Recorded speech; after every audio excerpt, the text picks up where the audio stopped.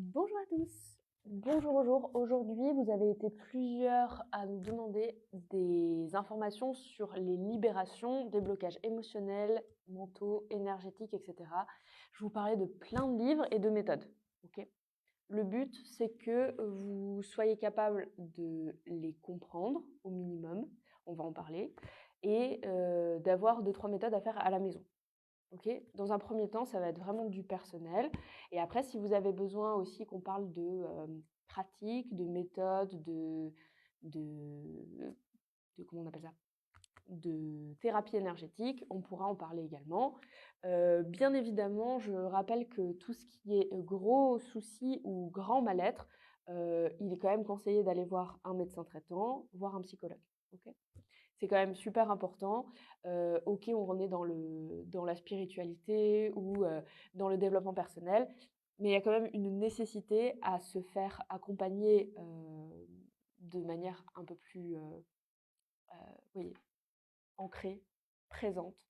On a un corps et ce corps aussi, il faut en prendre soin. OK. Donc voilà, aujourd'hui, je vous parle de tout ça. On a un petit bout quand même, encore une fois, à voir ensemble. Beaucoup de choses.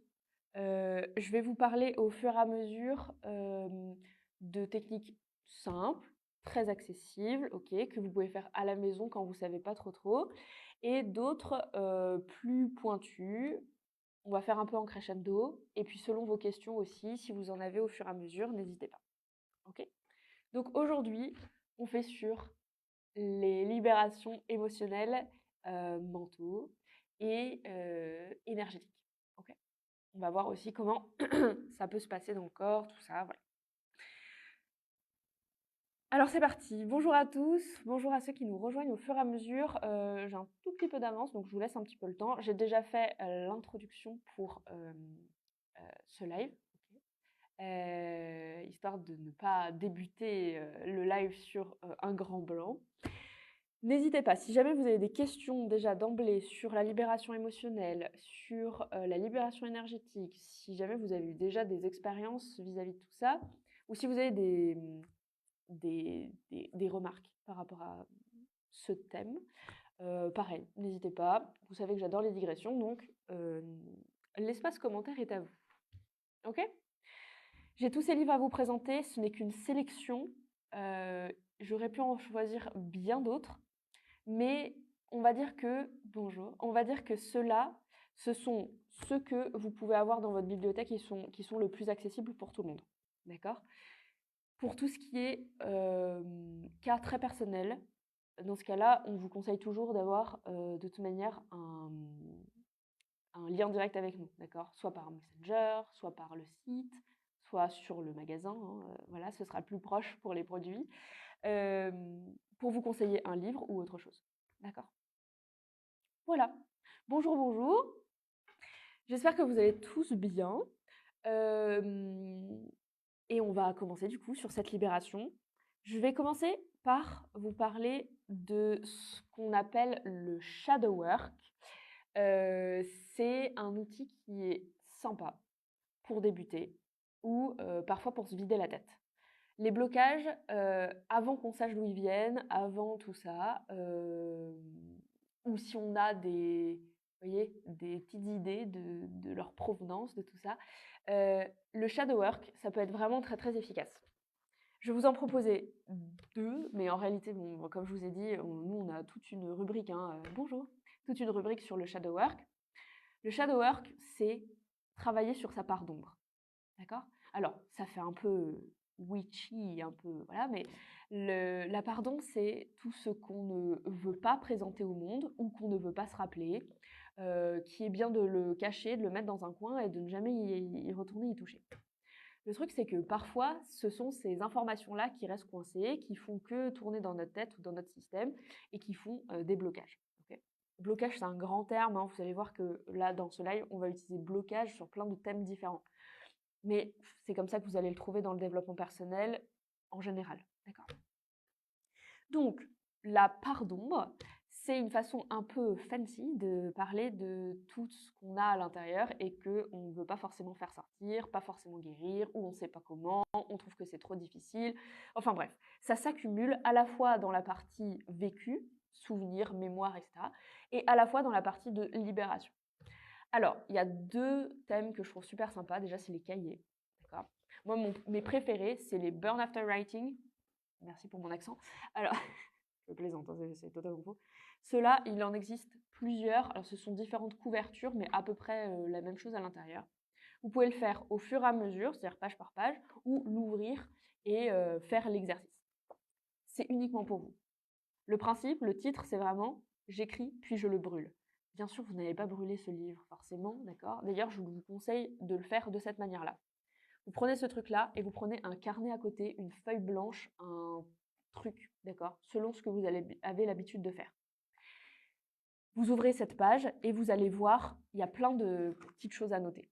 Vous n'allez pas forcément le noter directement, puisque ce qui est intéressant, c'est de reproduire cet exercice. Alors, vous pouvez prendre plusieurs de ces livres, ou vous pouvez faire, comme je vous dis, c'est-à-dire en prendre un et le réutiliser à plusieurs reprises, à différents moments de l'année, ou eh bien, si plusieurs fois d'affilée, vous tombez sur la même page, comme ça, vous n'êtes pas obligé de réécrire par-dessus.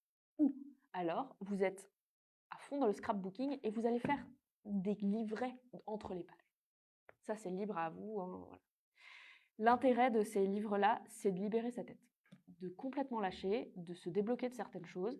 Et vous allez voir que si autant vous avez des thématiques qui sont très libres, autant vous allez voir le changement de votre vision par rapport à certaines choses. Là, par exemple, à la page 133, ici, c'est « L'amour, c'est ». Et après, vous avez toute une page. Eh bien, peut-être que votre vision de l'amour il y a 10 ans et la vision de l'amour que vous avez maintenant et celle que vous aurez dans 10 ans ne sera pas du tout la même, d'accord?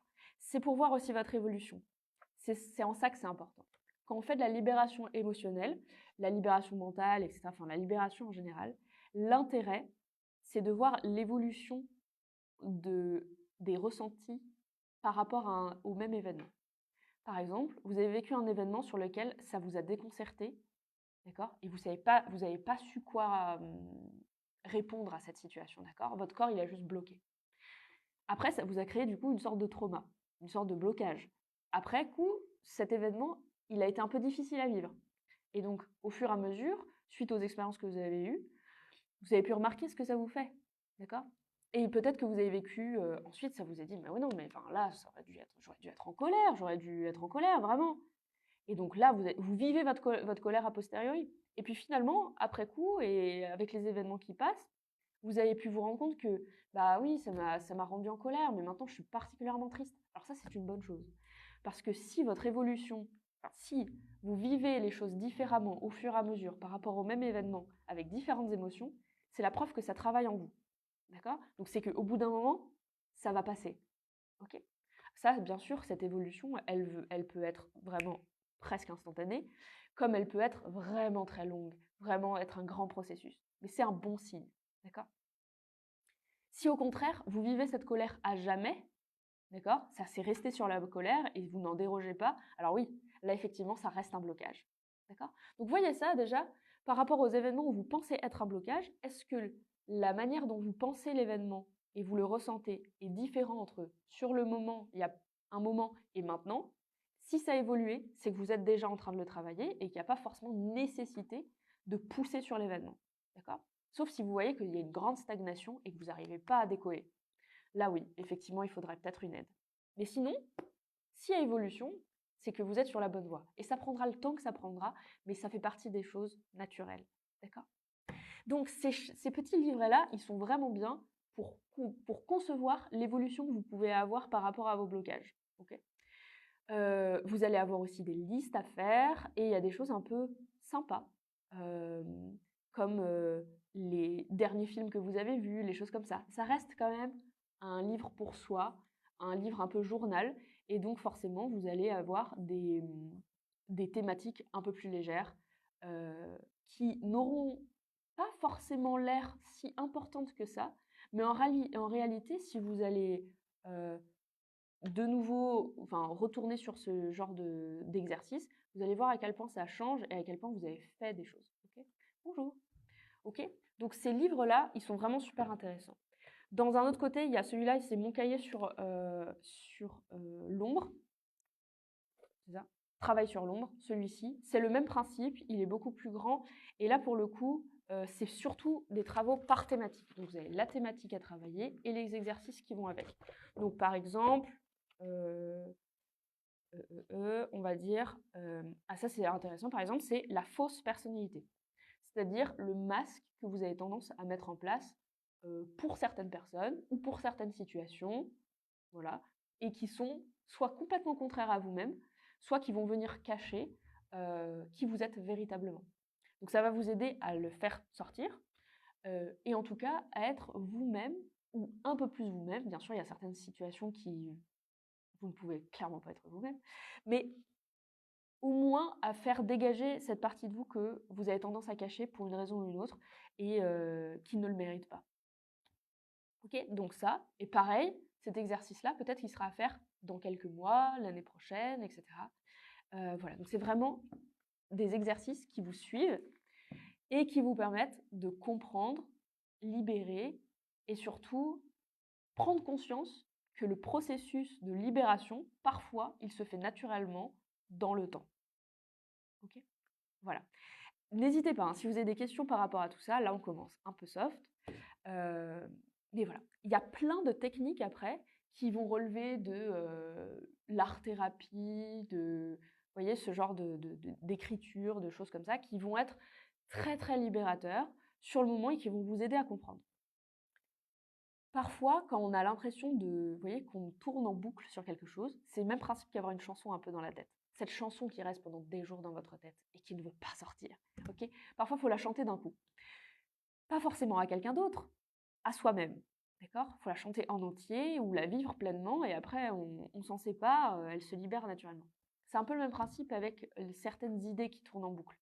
Ok, ce genre de livre-là, où les techniques d'art-thérapie permettent de libérer aussi par le mouvement. Le fait de d'écrire les choses, de le taper, de le dire, de le chanter, de faire un dessin, utiliser des couleurs ou pas, ça aide vraiment à lier le ressenti au geste et donc à le faire passer dans le corps.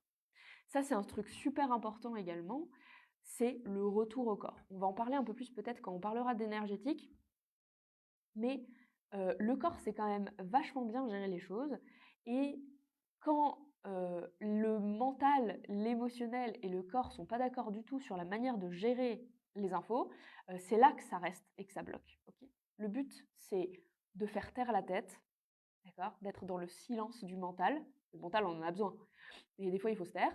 Donc, être dans le silence du mental, le ressenti émotionnel et laisser faire le corps. Ok, le corps, il gère bien et c'est à lui de libérer les choses. Ok, la tête, elle est super, mais elle veut tellement protéger que parfois, elle dit que en gardant comme ça ira mieux. Mais ça crée des tensions dans le corps après. Enfin bref, la communication n'est pas claire entre ces trois trucs-là.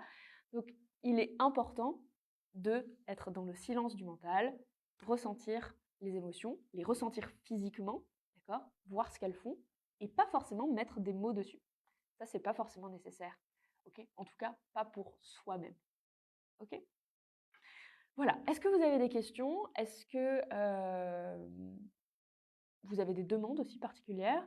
Est-ce que on peut peut-être trouver des solutions ensemble hein, à certaines problématiques chez vous? Voilà. Ceci, c'est une première base, une libération personnelle, un peu douce, avec des prises de conscience. Ok? Ça, c'était la première chose. Voilà. Ça, c'était pour un premier aperçu et ce travail sur l'ombre, qu'on appelle comme ça, hein, le travail sur la barre d'ombre, qui peut être super intéressant.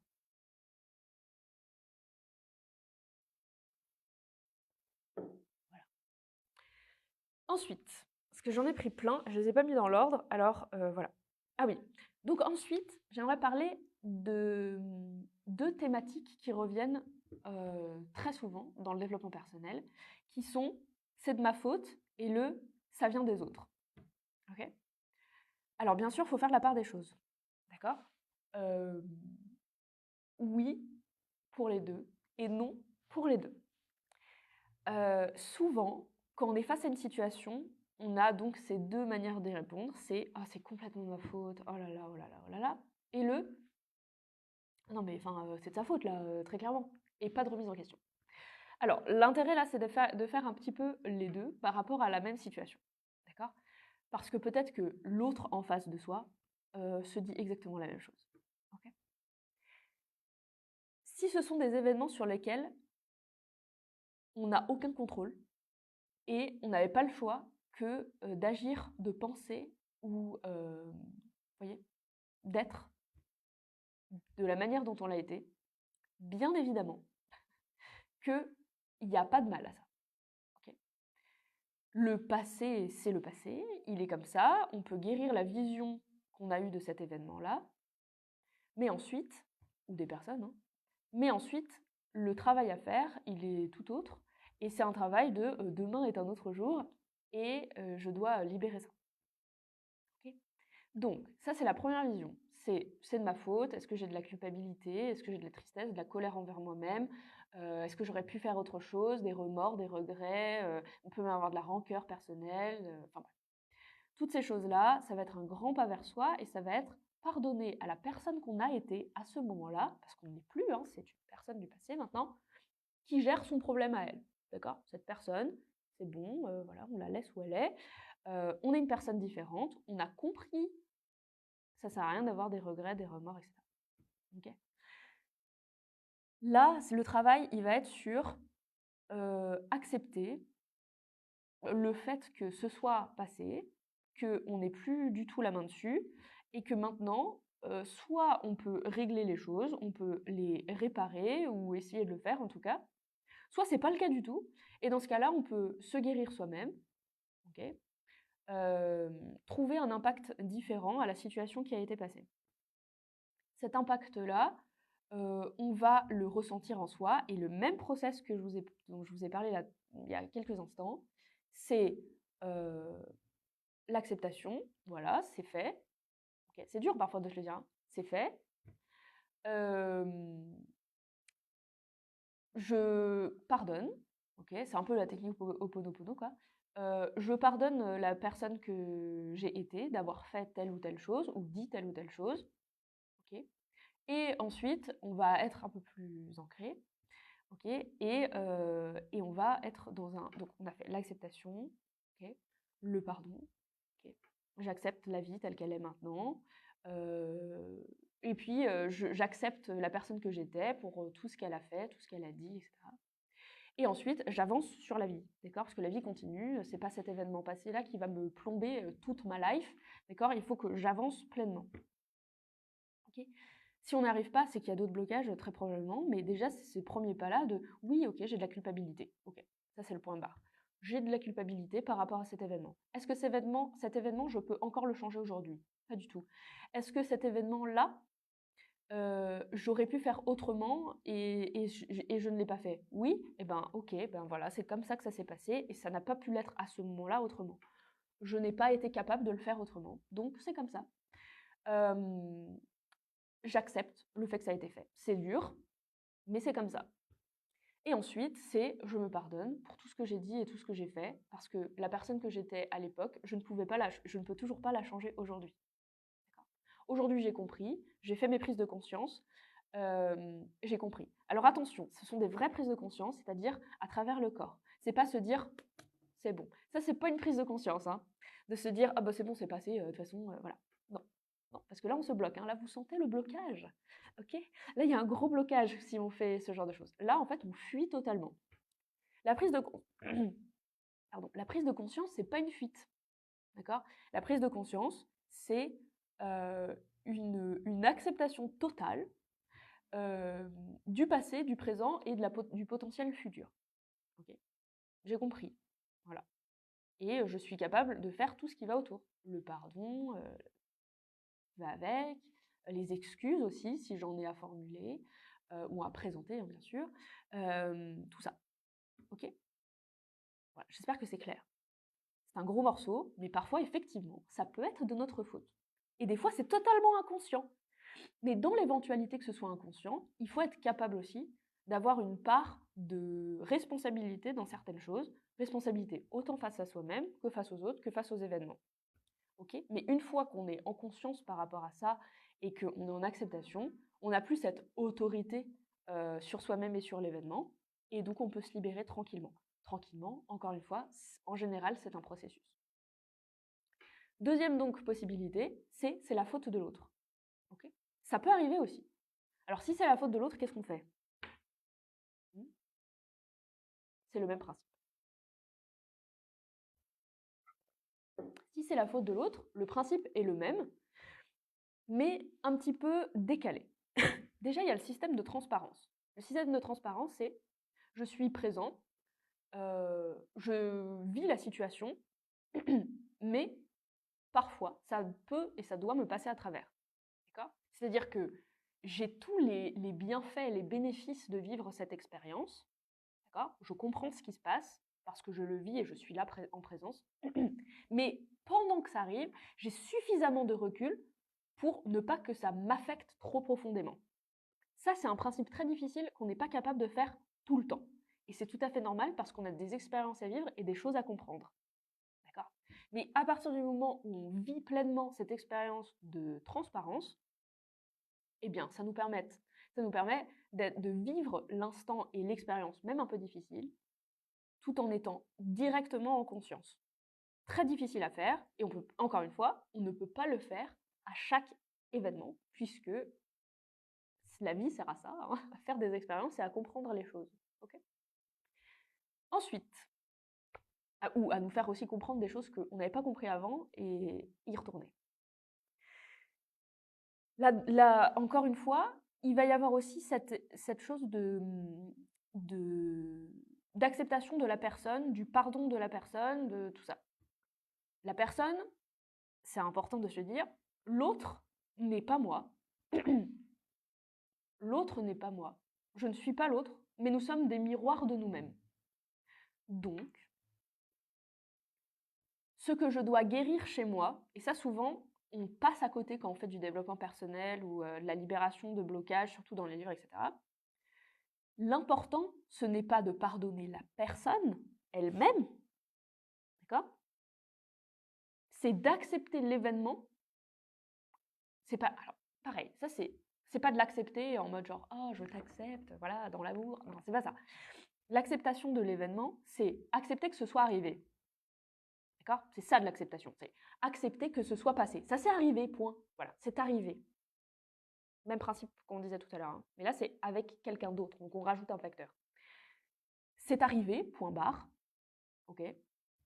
Et maintenant, qu'est-ce qu'on fait avec cet événement? Ce qu'on fait avec cet événement, une fois qu'on l'a accepté, c'est que se dire, je n'avais pas de contrôle dessus. Cette personne-là, je ne peux pas la changer. Elle est comme ça. La seule personne qui peut se changer, c'est soi-même. Hein. Donc, avec beaucoup de volonté, et puis, ou en tout cas de lâcher total et d'adaptation totale à la vie. Et parfois, c'est dur. D'accord? On ne peut pas le faire tout le temps non plus. Ok? Voilà. Et donc ça, on va dire qu'on accepte l'événement tel qu'il est, tel qu'il s'est passé. La personne, pareil, je t'accepte tel que tu es. D'accord? Et ensuite, phrase dure, très difficile, je t'accepte tel que tu es, malgré tout ce que tu m'as dit et malgré tout ce que tu m'as fait. Ça, c'est dur. Là, ça fait crisper hein, les mâchoires, on est en colère, on se raidit, on n'est pas content, on se met à baver. C'est tout à fait normal. Parce que le corps, il répond à ça. Il se dit, bah non, mais moi, je ne peux pas l'accepter. Je ne peux pas l'accepter. Je suis en colère, ou je suis triste, ou les deux. Ou je décide de prendre la fuite, et là, on commence à serrer les mâchoires, mais on se dit, ah non, mais ça, c'est bon. On fuit, là, à ce moment-là. D'accord? Ou, oh non, mais je veux plus parler de lui, là. Voilà. On est énervé, mais on fuit. Du coup, on ne règle pas son problème. Le problème, il n'est pas réglé avec la personne qui est actuellement présente, mais avec l'image qu'on a de la personne, du moment. D'accord? Donc quand on vous dit qu'il faut régler vos problèmes avec les gens, c'est pas les reprendre comme ça par le callback et leur dire « bon voilà ce qui se passe ». D'accord? Non. L'important là, ça va être de leur dire complètement, ça va être de leur dire à l'image que vous avez d'eux à ce moment-là, je t'accepte tel que tu es, malgré tout ce que tu m'as dit, malgré tout ce que tu m'as fait, parce que je ne peux pas te changer. Et cet événement est comme ça, parce que justement, à ce moment-là, ça n'a pas à connecter. Okay, Bien sûr, selon la gravité de l'événement, ce sera plus ou moins difficile, et ça, c'est un premier travail, mais bien sûr qu'il y aura d'autres blocages après, un peu plus profonds, etc. Et sûrement que plus l'événement est grave, plus il y aura cette différenciation avec le corps, avec le trauma qui peut rentrer et somatiser et faire des blocages plus importants. Et ça, bien évidemment, plus c'est grave, plus il vous sera conseillé vivement de vous faire accompagner par des professionnels de santé. On n'en dérogera jamais. D'accord? Mais déjà, dans un premier temps, ce travail-là, il est super et il est vraiment important et intéressant. Donc, vous voyez, ce système de juste de régler ses problèmes avec les gens, ou lâcher prise, ou accepter, ou pardonner, c'est trop difficile parce qu'on nous dit oui, mais comment je fais? En fait, vous auriez moins ce comment je fais si vous vous disiez qu'il faut régler vos problèmes avec l'image que vous avez des gens et pas avec les gens eux-mêmes. D'accord? Parce que les gens sont déjà dans le futur. D'accord? Et nous, on reste dans le passé. Le présent, c'est un concept assez particulier quand même. Et donc, si vous voulez régler vos problèmes pour la vous du plus tard, il faut régler l'image que vous avez de votre passé. Ok? Voilà. J'espère que c'est clair. En tout cas, veuillez m'excuser, j'espère que je n'ai pas toussé dans le micro. Donc, en parlant de tout ça, c'était une super énorme introduction. J'espère que c'est clair et j'espère que c'était pas. Enfin, mon but, c'est pas de vous effrayer encore plus par rapport à la libération, mais de vous montrer qu'en changeant 2-3 termes, et en tout cas en les détaillant, on arrive à être plus serein par rapport à certaines choses. Okay, voilà. J'ai d'autres livres à vous parler. Voilà. Et donc, on va parler d'abord du pardon, puisque c'est de ça dont on parlait il y a quelques instants. Ah oui, dernier point avant d'entamer le pardon. Il y a un dernier truc qui est dans le thématique de la fuite, qui est se trouver des excuses. Ou se dire que « ah oui, mais ça, c'est passé ».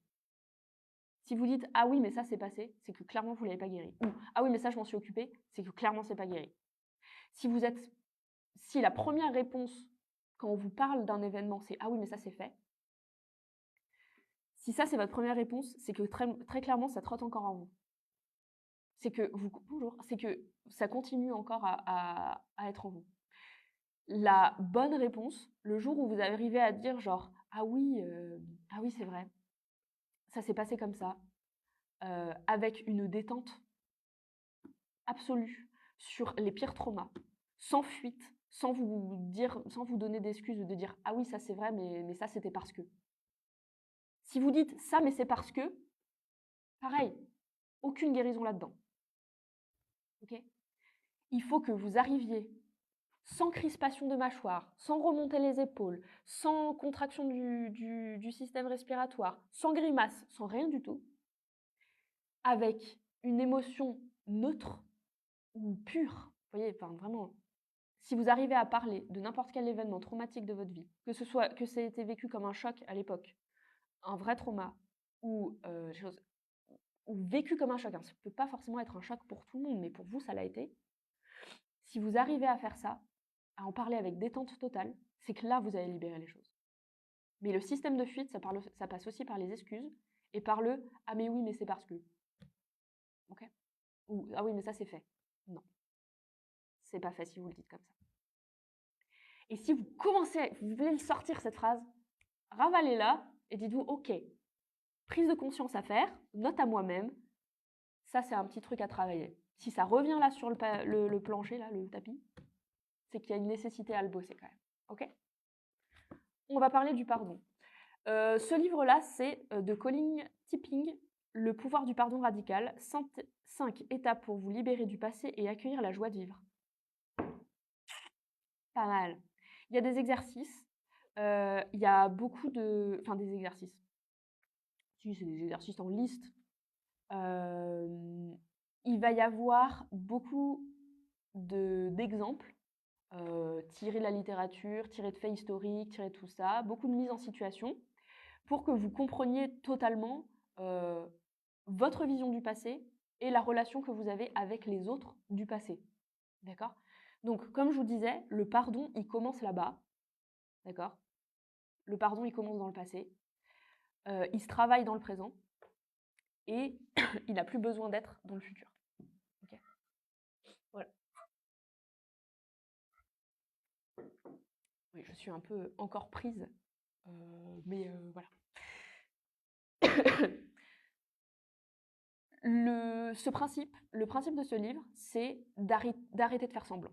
Donc comme je vous disais, c'est d'arrêter de fuir, d'arrêter de se trouver des excuses et d'avoir un accueil total, grâce au pardon, de la joie de vivre. La joie de vivre, c'est pas coucou les petits oiseaux, comme on dit, c'est pas du tout ça, d'accord? La joie de vivre, c'est la simplicité et l'adaptation dans le quotidien, d'accord? C'est que quoi qu'il arrive, je suis prêt. Quoi qu'il arrive, j'ai suffisamment confiance en ma manière de vivre, de penser, d'agir et de régler mes problèmes, que ce soit dans l'instant ou en processus, que ça va en fait. C'est dur, hein. Encore une fois, on ne peut pas le faire tout le temps, mais ça peut vraiment vous aider. Donc ce livre-là, Le pouvoir du pardon radical, je vous le conseille vivement. Ok, c'est vraiment un livre à lire et à relire, comme un peu ce genre-là. Les Shadow Work, c'est un livre que vous allez comprendre différemment à chaque étape de votre vie. Alors, on demande, que pensez-vous de la technique des bonhommes allumettes? Alors, pour ceux qui ne connaissent pas la technique des bonhommes allumettes, alors, je n'ai pas pris ce livre parce que là, pour le coup, je ne vais pas forcément vous parler de livres qui sont best-sellers, etc. Le but, c'est de vous faire comprendre d'autres choses, parce que j'aurais pu vous parler de Lise Bourbeau, de Petit Colin, etc., sur les blessures qui nous empêchent d'être nous-mêmes, sur faire taire le mental, sur ce genre de trucs-là. Mais mon but aujourd'hui, c'est d'aller au-delà de ça et de vous proposer d'autres choses. Bien évidemment que ces livres-là sont accessibles à tout le monde, d'accord? Et sont de très très bonnes bases, mais je voudrais vous parler quand même d'aller un peu différemment, parce que ceux-là, on les connaît. Ok. Voilà. Les bonhommes à allumettes, c'est un principe qu'on va appeler psychomagique, d'accord? Donc c'est lié pendant une sorte de rituel psychologique liant la pensée, la volonté et le geste, une libération du mental, d'accord? Technique des bonhommes allumettes, entre autres, hein, voilà, je ne vais pas vous expliquer le processus global, mais vous allez dessiner des bonhommes bâtons, ok, qui représentent donc vous et la personne avec qui vous voudriez libérer des liens encore aujourd'hui néfastes, que ce soit des liens relationnels, émotionnels, tout ça. Et donc, au fur et à mesure, il y a des choses à faire, à dire, à mettre en place, et vous allez découper la feuille, en fait, quand vous avez fait ces liens entre les deux bonhommes, vous allez découper pour mettre un terme, etc. Donc il y a tout un rituel à faire, c'est très bon, ça c'est vraiment le basique. Et donc c'est un lien psychomagique. Comme beaucoup de trucs psychomagiques, si vous n'êtes pas à fond dedans, mais vraiment, il faut vous concentrer à mort sur l'exercice, ça va vous faire du bien sur le moment, mais il va rester des petites plaies, des ouvertures, d'accord? Et ces choses-là, en fait, c'est sur ces choses-là, en fait, qu'il faut travailler. Donc les bonhommes allumettes, je trouve que c'est une très bonne chose quand vous ne faites pas que ça en même temps. Vous voyez? Les bonhommes allumettes, si vous faites la procédure, on va dire, complète, bout à bout, pas juste paf paf, je fais mes bâtons et je coupe, parce que ça ne sert à rien. Il faut vraiment se concentrer, réfléchir le truc, se poser. C'est vraiment régler un problème d'une manière stratégique. Ok? Donc, si vous vous mettez corps et âme dedans, que vous faites le processus sur plusieurs jours et pas juste une soirée, paf, je le fais comme ça. Ok? Parce que si vous le faites juste sur une soirée, un machin comme ça, là, juste vite fait, ça va vous faire du bien sur le moment parce que vous aurez l'impression d'avoir fait quelque chose. Mais si vous ne l'avez pas vécu profondément, ça fera pas rien, ça fera pas grand-chose. D'accord? C'est une super technique à faire en profondeur. C'est une technique très psychologique, d'accord? Donc, ça fait du bien à la tête. Donc, si vous allez en profondeur dans le truc, c'est OK. Sinon, c'est pas le cas. Edwige demande si pourriez-vous nous expliquer contrairement sur un live un jour, s'il vous plaît? Pas de souci, on pourra parler des techniques psychomagiques, d'ailleurs, en général. Pas de souci. Je note. C'est bonhomme allumette alors. Oui, c'était un choix de ma part aujourd'hui de vous parler d'autres techniques que celles que la plupart du temps on connaît, vous voyez, donc la technique des bonhommes allumettes, tout ça. Lise Bourbeau, Petit Colin, etc. C'est vraiment des choses super, d'accord? C'est des super bouquins. C'est des livres qui sont, enfin comment dire, qui nous mettent en adaptation, qui nous font comprendre, mais qui ont tendance aussi à nous mettre en fuite, d'accord? Donc pareil, je pense que c'est bien d'avoir des techniques concrètes sur lesquelles on peut travailler pour éviter cette fuite. C'est le risque du développement personnel. C'est ah, c'est trop de ma faute ou c'est la faute des autres. Ah oui, mais c'est parce que. Et après, en fait, on reste au point mort. En fait, on a l'impression d'avoir travaillé dessus, alors qu'en fait, on a fait que brasser des choses qu'on sait déjà. D'accord? C'est cool de les savoir, mais il faut faire quelque chose dessus. Si notre manière d'être et notre manière de le vivre n'a pas changé par rapport à l'événement ou la personne ou le ressenti sur des années, c'est que ça ne bouge pas. Et c'est pas le développement personnel par la fuite qui va aider. Ok. Donc pareil, bonhomme et lunettes à faire à fond. Euh, les 5 blessures qui nous empêchent d'être nous-mêmes, ou je pense trop, ou je pense mieux, etc. C'est des informations à prendre pour les travailler dans un processus et pas simplement les lire et faire ah mais oui mais d'accord mais c'est pour ça, d'accord. C'est super important vraiment. Le développement personnel, c'est un grand processus. Faut pas se dire que c'est parce que j'ai lu ce livre-là que j'ai tout compris. D'accord. C'est une étude personnelle en profondeur. C'est un gros travail, hein, mais c'est un travail sur la longueur. Et il faut pas que ça fasse peur non plus. Vous voyez, c'est comme faire des études ou apprendre quelque chose parce que ça nous passionne. Si la première chose chez vous, c'est être mieux, ça devrait être une passion pour vous. L'EMDR m'a bien aidé pour ça personnellement. Ouais, exactement. Après, pareil, je vais pas parler de techniques aussi précises comme l'EMDR, comme la PNL, comme ce genre de choses-là. Là, je parle pas de pratique. On pourra faire des lives spécifiques sur des pratiques. D'ailleurs, n'hésitez pas, hein, je pourrais parler de l'EMDR aussi dans un prochain live, aucun souci. Euh, mais là, je voulais faire surtout un panel de trucs que vous pouvez entamer à la maison, justement pour éviter ce système de fuite par rapport au blocage émotionnel et énergétique. Okay. Et en fait, surtout vous donner des clés pour pouvoir vous en servir en plus des livres. Parce que c'est ça l'intérêt quand même. C'est-à-dire le livre, c'est une base, c'est pour comprendre, c'est pour se faire des prises de conscience. Et ensuite, le travail, il est à faire dans le corps. Voilà. Donc celui-ci, le pouvoir du pardon radical, il est vraiment super. Voilà. Ça vous aidera aussi d'ailleurs, surtout pour le relationnel avec le passé, avec les événements passés ou le relationnel avec des personnes. Donc ça, c'est top. Ensuite, celui-là,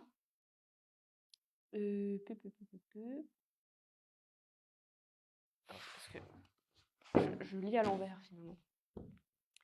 Alors, ensuite, on va continuer du coup avec un livre dont je vous ai déjà parlé quand on parlait du transgénérationnel sur un des derniers lives, qui est celui-ci, c'est Cette douleur n'est pas mienne, comment briser le cercle de transmission familiale de Mark Wallin. Celui-ci, on en a déjà parlé sur donc, le live sur le transgénérationnel le psychogénéalogique. C'est pour aller voir les traumatismes familiaux, ceux qu'on nous a transmis de manière consciente ou inconsciente, ou par le secret d'ailleurs. D'accord. Donc, les stress, les phobies, les impressions de ne pas y parvenir ou vous voyez, les problèmes dans une famille qui revient souvent. Souvent, c'est un lien avec l'abondance, avec l'argent, avec le relationnel, avec tout ça. Eh bien, avec ce livre-là, il y a quand même de bonnes voies à suivre, de bons liens de compréhension. Donc, que ce soit des traumatismes qui étaient dissimulés, secrets, etc., des choses qu'on vous a empêché de savoir, de manière consciente ou pas, ou des choses qu'on vous a transmis. On vous a transmis les mêmes peurs, on vous a transmis bref, les mêmes manières de fonctionner. Ça, c'est super pour justement se libérer du conditionnement. La libération émotionnelle des blocages, ça peut venir de beaucoup plus loin. Et donc, toute cette là sur le transgénérationnel et la psychogénéalogie, déjà, je vous invite à revoir le live ou le voir tout court. Il est sur Théora Replay sur YouTube. D'ailleurs, je vous invite à vous abonner si jamais, parce que, comme je vous dis, du coup, maintenant sur Facebook, les lives restent 30 jours et après, ils sont supprimés automatiquement par Facebook. Donc, c'est pour ça qu'on a créé la chaîne YouTube. Comme ça, on peut les mettre dessus. Donc, c'est Théora Replay, T-E plus loin, O-R-A plus loin, Replay. Et comme ça, vous les avez tous dessus. D'accord? Bref, sur la psychogénéalogie, on en parle et on parle d'autres livres. Donc, si jamais vous avez l'impression qu'il y a des blocages qui viennent de votre famille, c'est vraiment quelque chose à aller creuser. Ok, donc ça, c'était un petit point important aussi à ce niveau-là. Dans le même thème de c'est pas nous le problème, il y a ce livre-là qui est donc Ce n'est pas toi le problème. Anxiété, sommeil, problème de poids, les clés pour agir contre les troubles psy qui nous gâchent la vie. Bien évidemment, ça, c'est une aparté de nouveau, mais je l'ai dit en introduction de ce live, s'il y a des troubles psy, la plupart du temps, le mieux, c'est d'aller voir un psy, d'aller voir un médecin, de se faire aider par des professionnels qui ont étudié le sujet en profondeur. Ok, il y a des spécialistes de certains troubles, et c'est important de ne pas se laisser faire par la vie, de ne pas se laisser faire par soi-même, et pas se dire « Ah mais ça va passer » ou « Ah mais c'est pas grave »,« Ah mais regarde, enfin ça va ». Ok, si ça fait des vagues beaucoup trop fortes dans votre vie, entre le ça va super et le ça va pas du tout, entre des grands coups de blues et des grands moments où vous êtes bloqué, peut-être que ce serait intéressant. Mais en tout cas, si jamais vous avez du mal dans un premier temps à vous dire que se faire aider, ça peut être pas mal, ou oh mais ça vaut pas le coup, ou mais ça sert à rien, ou etc. Avoir un livre comme ça peut être vraiment très utile. Donc c'est Ce n'est pas toi le problème de Pierre Bordaberry, celui-là. D'accord. Ce monsieur était, enfin est d'ailleurs, docteur en psychologie. Voilà, il est à l'Institut de recherche comportementale et cognitive sur l'anxiété et la dépression. Donc, c'est du développement personnel, mais docteur. Ok, donc super, très accessible. Et ça peut vraiment vous faire comprendre d'où viennent certaines problématiques. Parce que parfois, il suffit, je veux dire, de changer un aliment, d'être moins en carence sur certaines choses, de bouger, simplement, d'avoir une activité physique. Alors, activité physique, on est bien d'accord que ça peut être tout et n'importe quoi. Juste prendre l'air est une activité, d'accord? Ça peut être vraiment super. Aller marcher 3 secondes, sortir de votre zone de confort une fraction de seconde, c'est-à-dire, vous aimez pas sortir tout seul? Sortez tout seul. Pas longtemps, juste pour voir, en bas de chez vous. Pas forcément pour rencontrer des gens, vous n'êtes pas obligé de parler à qui que ce soit, d'accord?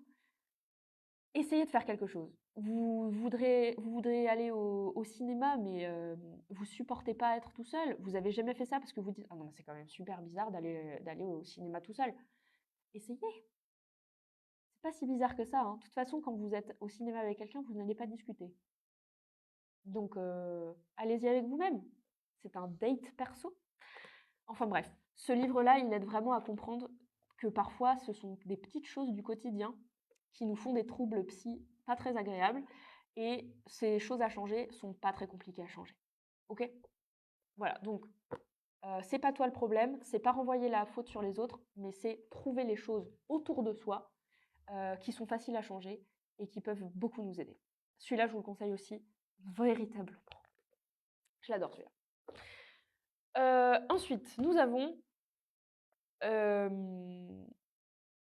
celui-là, j'aurais dû vous en parler quand on parlait du transgénérationnel, mais c'est celui-là. Alors, c'est une nouveauté, je crois qu'il est, enfin, une nouveauté, maintenant il est sorti il y a peut-être 2-3 mois. Je ne me rappelle plus quand est-ce qu'il est sorti. C'est une réédition. Parce qu'il est sorti en 2020 une première fois, et là, il est ressorti. Enfin bref. Nos blessures invisibles. Alors, je ne saurais pas comment prononcer son nom de famille, mais je vais appeler Hubble, Thomas ou Thomas Hubble. Si jamais vous savez prononcer ça, voilà, veuillez m'excuser, je ne sais pas. Thomas Hubble. Nos blessures invisibles. Il aide sur les traumas collectifs et le transgénérationnel. Donc ça, j'aurais dû un petit peu vous en parler tout à l'heure, mais celui-là, je ne l'ai pas lu. En revanche, j'ai vu une conférence à ce propos, et c'était vraiment super intéressant. C'est une manière de libérer tous les problèmes que vous avez dans le passé, que vous avez l'impression qu'ils sont, enfin, qu'il n'y a aucune possibilité de les faire se résoudre tout seuls, et qui sont très difficiles à vivre parce que ça va mettre en lien avec des ancêtres, avec des liens familiaux que vous voulez certainement pas aller bouger, et qui pourtant impactent votre relationnel actuel et surtout votre comportement. Donc, ça va parler des choses un peu difficiles qui se sont aussi passées dans la vie collective, d'accord? Donc, des événements très impactants, historiques, d'accord? Donc, les guerres, les génocides, les choses comme ça, et qui ont tendance à faire un rappel très actuel sur tout ce qui se passe forcément dans le monde actuel, et qui ont tendance, du coup, à aller chercher profondément en nous. Alors, c'est des choses que aujourd'hui on va fuir, on veut certainement pas parler de l'actualité, ou des choses que ah bah oui, mais je veux pas parler de l'actualité, mais parce que ça travaille trop en moi. Bref, c'est ça, OK? Il est vraiment super, et c'est les traumatismes du coup, transgénérationnels et collectifs. Donc pareil, celui-là est vraiment bien, parce qu'on est vraiment impacté par ce genre de choses et c'est dommage de se laisser faire. Ensuite, nous avons un grand thème qui revient encore un petit peu maintenant, qui sont, les archétypes, et comment ça s'appelle? Le design humain. Alors alors là, je ne vais pas parler du design humain, dans son détail. Le design humain, c'est, un truc qui nous vient de l'Antiquité, qui a été très à la mode enfin à la mode, qui faisait partie de la médecine, médiévale, jusqu'à pleinement à la Renaissance. Parce que souvent, ce qu'on se dit, que les médiévaux, étaient à l'ouest total niveau médecine, et cetera, la Renaissance n'est pas mieux. D'accord? Et donc, enfin, je veux dire, d'un niveau, de mix, de plein de choses qui n'ont pas vraiment à voir les uns avec les autres.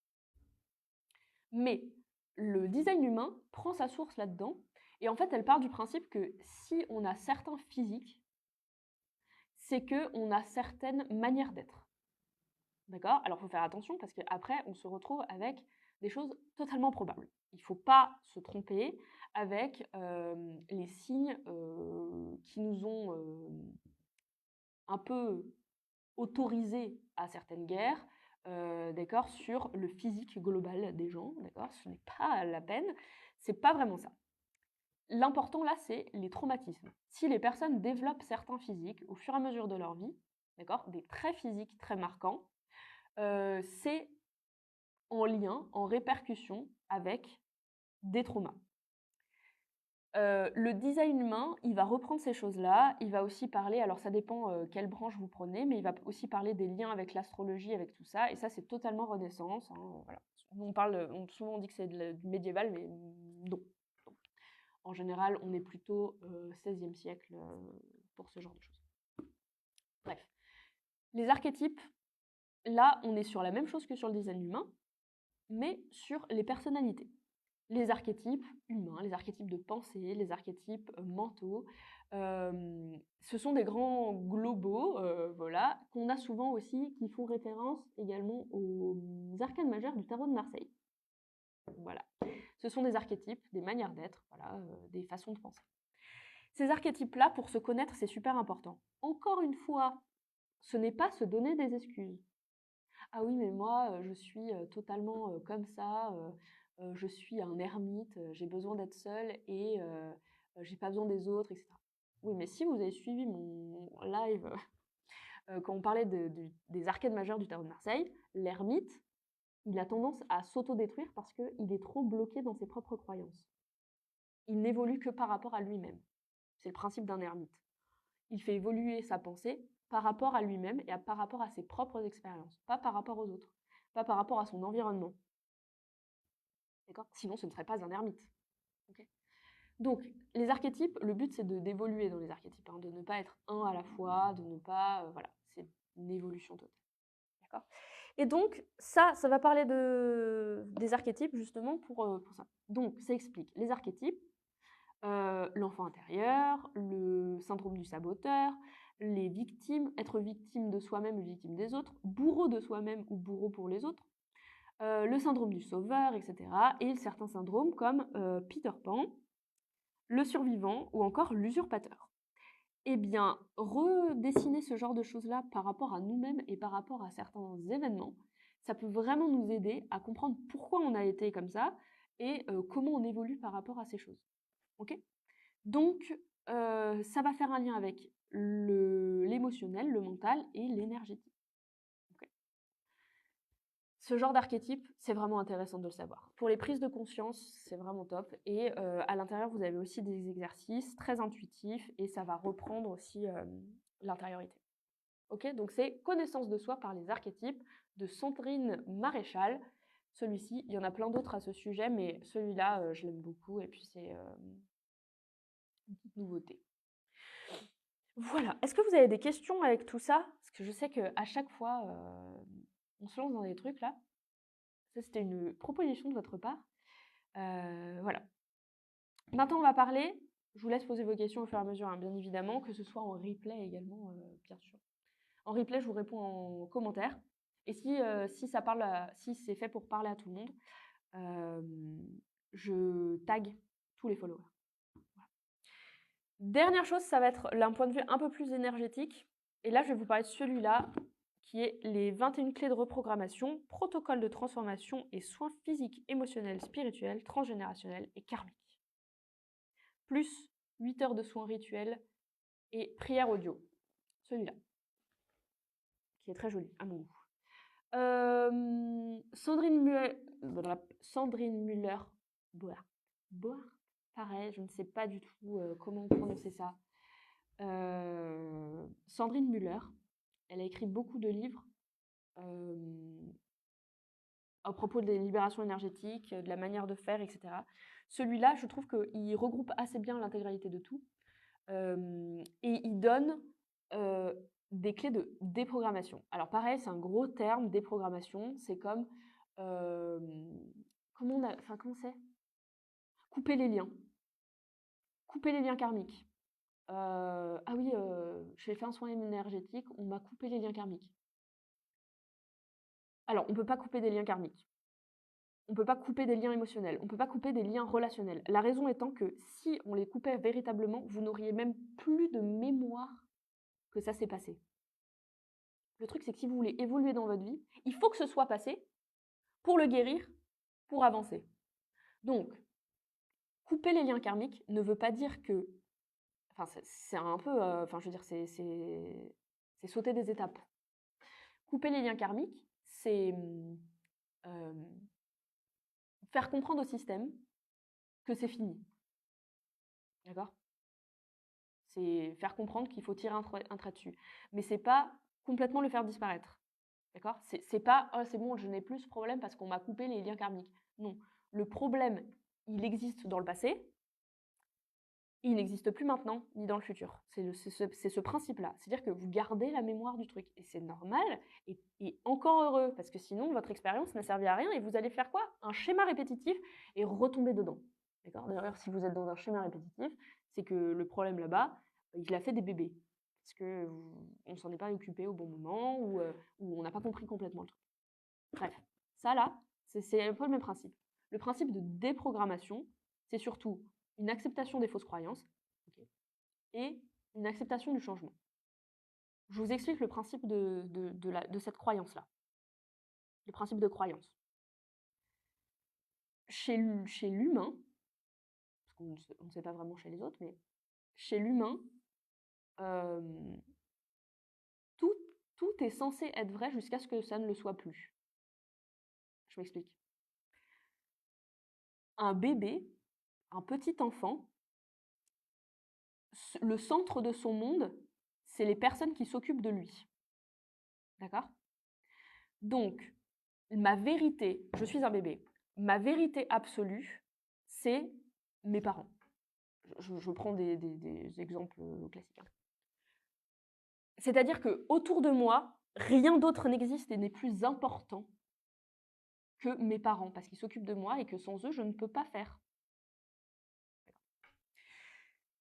Plus tard, à l'adolescence, je comprends qu'il y a un gouffre et j'essaye de comprendre que, il n'y a pas que mes parents dans la vie.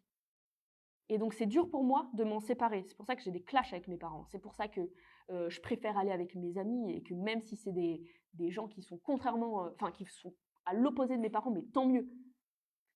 Parce que j'essaie de m'en détacher. J'essaie de me créer ma propre personnalité parce que je sais que ça, mes parents m'ont conditionné. Mais parce que c'était une nécessité. On peut apprendre que par mimétisme. Donc, à ce moment-là, mon premier cercle, ma vision complète, n'est plus mes parents. Ce n'est plus ma vérité. Ma vérité, c'est ce que j'ai choisi pour me rendre moi-même ou avoir l'impression de l'être. Ok. Mes parents ne sont plus ma vérité. Et etc. dans la vie. Les croyances sont faites pour évoluer. Sinon, si on est en stagnation, c'est ce qui devient une tradition, puis probablement un dogme. D'accord. Donc le but, c'est de faire ça. C'est d'être en évolution totale et que notre vérité change en permanence pour permettre une évolution et de ne pas se propager les traumas. Ce qu'on voit dans le transgénérationnel, par exemple. Ok. Donc, la déprogrammation, c'est accepter que ma vérité d'hier est peut-être différente de ma vérité de demain. D'accord. Donc, c'est accepter que mes croyances soient pas forcément fausses, mais non justes par rapport à moi, pas injustes, hein, mais non justes, et qu'elles puissent changer. Donc, c'est une déconstruction de la vérité. J'accepte. J'ai accepté la vie en général. Donc ça, c'est 21 clés qui vous permettent justement de changer de vérité. C'est un grand pas en avant, hein. Merci pour ces explications. On garde un lien avec nos vies et nos ancêtres. Ah oui. Que ce soit d'un point de vue psychologique, consciente ou inconsciente, on garde toujours un lien avec nos ancêtres. Ça, c'est certain. Et même le lien peut être manquant, mais ça a un impact sur nous. Par exemple, quelqu'un qui sait qu'il a été, je ne sais pas moi, alors il y a de ce genre. Quelqu'un qui a été adopté et qui sait qu'il l'a été. Il peut vivre dans une sorte de manque total de racines, c'est-à-dire de ah oui mais enfin ok je comprends, ça ce sont mes parents parce qu'ils m'ont élevé. Par contre, j'aimerais savoir parce que c'est un manque profond. Ça c'est un manque de compréhension, un manque de voilà. C'est pas forcément un manque affectif, d'accord? Mais ça peut être un manque de bah oui mais j'aimerais comprendre d'où je viens, d'accord? C'est voilà. Pour éviter de se dépersonnaliser et avoir l'impression d'être complet, il faut savoir parfois d'où on vient.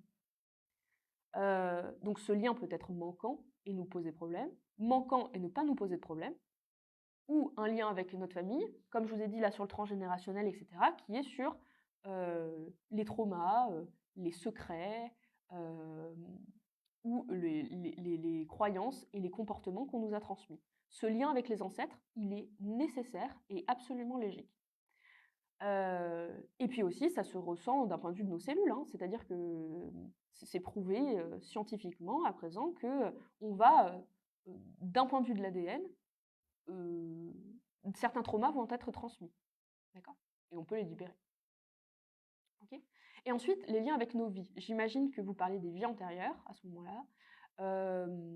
Si vous parlez des vies antérieures d'un point de vue présent, c'est-à-dire des vies du passé, oui, bah c'est pareil, hein, puisque ça fait partie des mémoires, etc.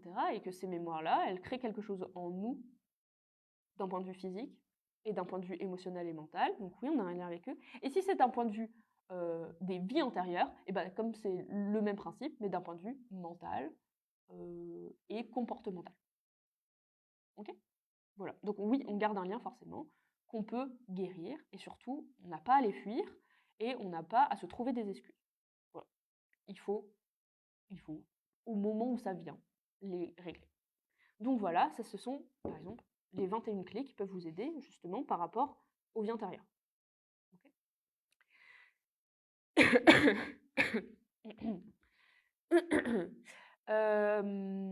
un point aussi que je voulais voir, que je voulais parler avec vous, mais c'était... Ah oui.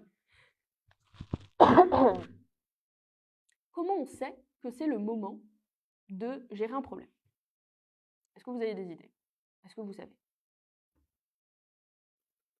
Hein? Comment on sait comment on sait si il faut que je règle d'abord mes émotions, que je règle d'abord mon mental, c'est d'abord le sommeil qu'il faut que je gère, c'est d'abord mon anxiété, c'est mes troubles alimentaires, qu'est-ce que c'est? Comment on sait? On m'a coupé les liens karmiques sur le moment, ça m'a paru une bonne idée. Après coup, après coup, j'étais plus si sûre, mais vous me rassurez. Oui, mais ça fait du bien quand même. Vous voyez? C'est juste que dire couper les liens karmiques, c'est juste pas possible. C'est faire un détour. C'est prendre, c'est pas prendre la définition complète de ce qui s'est passé. Lors d'un soin énergétique, normalement, on prend conscience des choses qui sont problématiques, d'accord? Et ensuite, il y a deux manières de faire. Soit le thérapeute ou chaman, etc., enfin bref, dépendant qui vous allez voir, va couper véritablement le lien. Mais le truc, c'est que là, en fait, vous ne guérissez pas ni le passé ni le futur. Là, vous avez juste coupé. C'est comme si, je veux dire, c'est comme si vous enterriez quelque chose. Enfin, ça existe toujours, c'est toujours là, mais ça n'est pas guéri du tout. D'accord? Donc, couper le lien, ce n'est qu'une partie du job. Ok?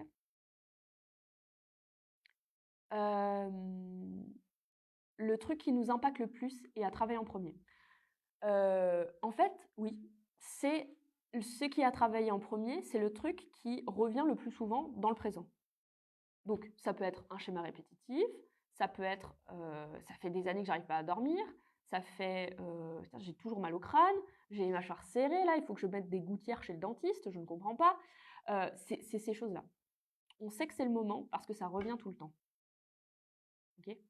Et c'est à travailler tout seul. On ne travaille pas l'intégralité de tout. On ne va pas aller chercher quelque chose qui est enfoui depuis des années si c'est enfoui depuis des années et que ça ne ressort pas. On va aller travailler ce qui est sur le haut du panier. On travaille le haut du panier et après, hop, on va en descente. Et parce que souvent, ce qui revient du haut du panier fait référence aussi à des choses au fond. Il y a dialogue et donc ça se libère tranquille. Okay? Donc effectivement, on va travailler ce qui revient en permanence, ce qui est là. On ne va pas aller fouiller trop loin. Okay? C'est comme, ça je vous en avais parlé sûrement à un moment donné, aller faire des régressions, faire des voyages dans les vies antérieures, etc. Ça c'est super, mais ce n'est qu'un début de job. Une fois que vous savez que vous avez vécu le truc, maintenant il faut en faire quelque chose. C'est pas parce que sinon on reste dans la fuite et on fait ah oui, ah bah c'était trop dingue et tout, j'ai vécu ça, ça et ça et tout. Et la réponse est ah bah super, mais du coup ça t'a servi? Non, ça ne m'a pas servi puisque je l'ai revécu. Super. Alors à part remettre l'information dans le présent et le vivre, ça ne vous a pas du tout aidé. Ce qui vous aidera, c'est le travail qu'il y a à faire après. Et si on ne veut pas travailler, ça revient de plus en plus fort selon moi. Ah oui, c'est totalement ça. Exactement. C'est le principe du schéma répétitif. Vous n'avez pas compris? Vous voulez pas comprendre? Vous fermez les yeux sur la situation? Vous tentez de la fuir? Ça revient au galop. Exemple aussi, les gens qui ne veulent pas devenir comme leurs parents. D'ailleurs, il y a un super livre là-dessus, je ne l'ai pas pris, qui est comment ne pas devenir comme ses parents. Comment ne pas être comme ses parents? Je crois que c'est ça. Il est super ce bouquin. C'est pareil, c'est des petits exercices. Il est vraiment top. Vraiment. Je crois que je vous en avais déjà parlé. Mais c'est peut-être pas dans un live sur YouTube maintenant. C'est dans un vieux. Enfin, bref. Comment ne pas devenir comme ses parents? Il est absolument, absolument splendide. Et donc, le but, c'est que, le principe, c'est que plus on va vouloir ne pas être, plus on va vous voyez, plus intérioriser les choses, plus en fait on va finir par le devenir. Les gens qui disent Ah non, mais moi, je ferais jamais comme mes parents ont fait avec moi. En fait, ça, c'est possible sur plein de points, mais c'est pas possible sur tout. Il y a des points complets qui sont nécessaires, en fait. Même si vous allez faire un peu différemment, vous allez vous surprendre à dire les mêmes choses, à faire les mêmes choses. Et ça, c'est pas un manque de travail sur vous ou tout ça, ou c'est pas une preuve non plus que forcément la personne qui a été vos parents, euh, vous n'avez pas guéri le truc. C'est aussi un signe que parfois, on n'a pas les clés pour faire différemment. Alors, ça peut pas être des clés personnelles, sociétales, morales, traditionnelles, etc. Mais parfois, sortir de ces choses-là, c'est super dur. Et c'est pour ça qu'il y a tous ces machins-là là, qui existent. C'est à faire en amont. Parce qu'en vous guérissant, vous, vous avez compris du coup, hein, vous guérissez votre vision des autres, vous vérifiez l'impression que vous avez du monde, et donc vous allez guérir votre manière d'être dans le futur, et donc les personnes qui vont vous côtoyer. Ok. Et donc, par exemple, vos enfants. Alors, bonjour, mon exemple personnel, j'ai fait une constellation familiale en posant une problématique professionnelle et c'est le personnel qui est sorti dans les rôles et qu'il fallait guérir. La situation que j'ai posée n'est pas sortie du tout. Ouais, exactement. Souvent aussi, on va se dire, mais c'est ça le problème. Mais la réalité, c'est que ce problème, il sort de cette manière-là, alors qu'il vient d'autre chose. C'est le même principe que les douleurs projetées. Vous voyez, quand vous allez voir le kiné, j'en sais rien, l'ostéo, je sais pas, et vous dites: «Ah, j'ai super mal au dos, mais j'en peux plus de ma life. Je ne sais plus dans quelle position me mettre tellement je suis cassée de partout, j'ai trop mal au dos». Et finalement, il vous manipule et tout, et en fait, il trouve que genre, c'est pas du tout le dos qui est impacté, mais par exemple, vous serrez trop les mâchoires, ça démonte votre système, et puis, donc je sais pas moi, c'est des colères. Ok. C'est le même principe. Ok. Ou j'ai trop mal là, mais en fait, ça vient d'ailleurs. Ou par exemple, j'ai mal au pied, j'ai mal à un pied, mais c'est pas le pied qui va pas bien en fait, c'est parce que en fait, c'est les hanches qui sont de traviole et qui font que votre corps il compense. Et souvent c'est l'autre côté qui va pas bien parce qu'il est en compensation totale et c'est le pied qui ramasse. Ok. Bah, c'est le même principe un peu pour l'émotionnel, le mental, etc. Et pour l'énergétique aussi. Ok. Bon voilà. Est-ce que vous avez des questions par rapport à tout ça? Est-ce que c'est clair? Est-ce qu'il y a des points sur lesquels vous voulez revenir? En tout cas, là, vous m'avez donné plein de nouvelles pistes pour faire des lives plus tard. Voilà. Est-ce que vous avez des points, des idées, des envies particulières? Je vous laisse voir un petit peu, parce que là, pour le coup, je vous ai parlé de tout ce dont, enfin, de toute ma liste là que j'avais fait avant de faire le live. Le live sera en replay, bien sûr, sur YouTube. Théora replay dès là, la fin de l'heure là. Et je mets ces ouvrages-là. D'ailleurs, la plupart sont déjà sur le site théora.com. Voilà.